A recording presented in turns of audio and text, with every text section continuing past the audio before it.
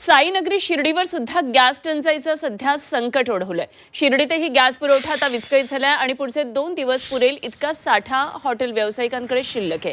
LPG gas अभावी hotel व्यवसाय पूर्णतः कोलमडण्याची भीती आहे आणि याचा फटका साई भक्तांना देखील बसणार आहे। काय नेमकी शिर्डीतली परिस्थिती आहे याचा आढावा घेतला आमचे प्रतिनिधी कुणाल जमदाडे यांनी। तर सध्या सगळीकडेच गॅसची टंचाई आहे, गॅस सिलेंडरचा पुरवठा कमी होतो आहे। वेगवेगळ्या शहरांमध्ये अशी सगळी परिस्थिती निर्माण झालेली आहे। साईनगरी शिर्डी म्हणजे खरं तर पर्यटकांसाठी, भाविकांसाठी अत्यंत महत्त्वाचं ठिकाण। फक्त राज्यातूनच नव्हे तर देशभरातून, परदेशातून सुद्धा अनेक भाविक साईंच्या दर्शनासाठी येत असतात। दररोज शिर्डी मोठ्या प्रमाणात गजबजलेली असते।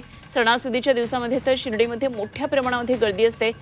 मात्र सध्या गॅसचा तुटवडा सगळीकडे जाणवतोय आणि तसाच परिणाम शिर्डीमध्ये सुद्धा आहे। त्यामुळे हॉटेल व्यावसायिकांवर सध्या मोठं संकट कोसळेल अशी एक शक्यता वर्तवण्यात येते। काय नेमकी शिर्डीतली परिस्थिती आहे या संदर्भात आपण माहिती जाणून घेतो आहोत। तर 2 दिवस पुरेल एवढाच सध्या गॅसचा साठा आहे।